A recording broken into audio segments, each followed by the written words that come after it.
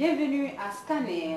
Scanner est une émission qui se propose de faire le portrait de Laurent Gbagbo. Qui est l'homme, son enfance, son parcours et quel était son rêve? Les réponses dans cet élément.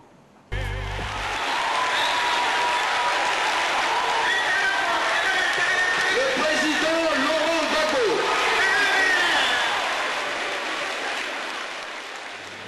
D'abord, pourquoi cette candidature? Dans quel contexte elle se fait? Elle se fait dans un contexte où nous avons gagné la paix. Nous avons gagné la paix sur la guerre.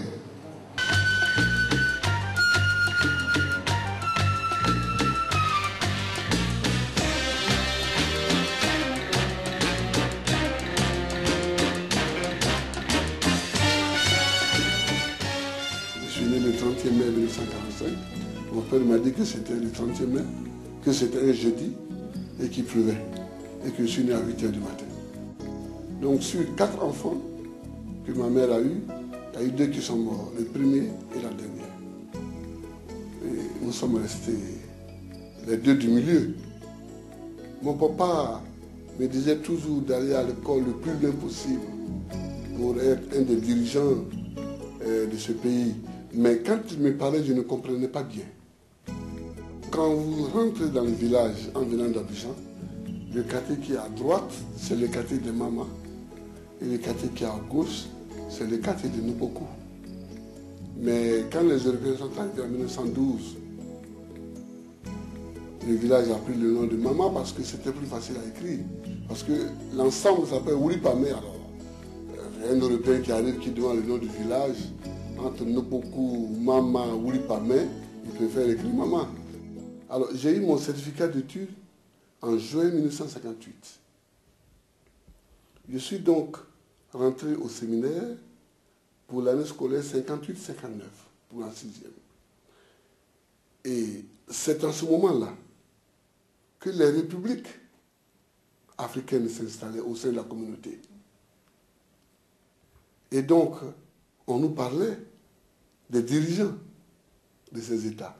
Et c'est en ce moment-là que l'indépendance de ces États a été proclamée. Donc on nous parlait beaucoup des chefs d'État, des premiers ministres, des ministres, etc. C'est en ce moment-là que nous nous sommes éveillés. Et un jour, j'ai dit à mon professeur de musique, qui était en même temps mon ami et mon confesseur, j'ai dit, celui qui me plaît le plus, c'est Senghor. J'ai envie d'être comme lui. Il dit, comment ça? J'ai dit, je veux être instruit et être président. Parce qu'en lisant les biographies, j'ai vu que c'était quelqu'un qui avait fait des études, qui était instruit, et en même temps, qui dirigeait le pays.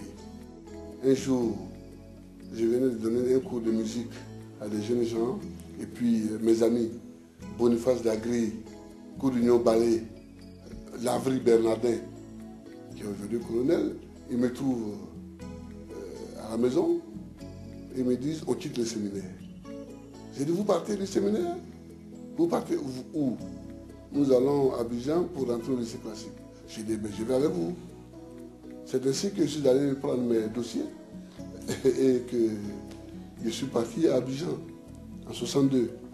C'était une grande aventure. Ah là là, c'était une grande aventure. Et à partir de l'année scolaire 63-64, j'ai été boursier. Je passe en première. Je suis boursier entier d'internat. J'arrive en vacances, après avoir passé un concours France-Afrique, puisqu'à l'époque, il y avait des concours qu'organisait le ministère français de la coopération pour les jeunes. Et cette année-là, en 1964, j'avais été lauréat. Il fallait un lauréat issu des classes de terminale, un lauréat issu des classes de première, j'étais celui-là, un lauréat issu des classes de troisième et un lauréat issu des classes de CM2. J'étais donc lauréat, je devais aller en France. Je venais d'être reçu à mon premier bac. Et j'arrive à Gagnoa en vacances. Et là, à Nereville, pendant les vacances, on arrête mon père devant moi. Voilà, vous connaissez mieux le candidat Laurent Gbagbo.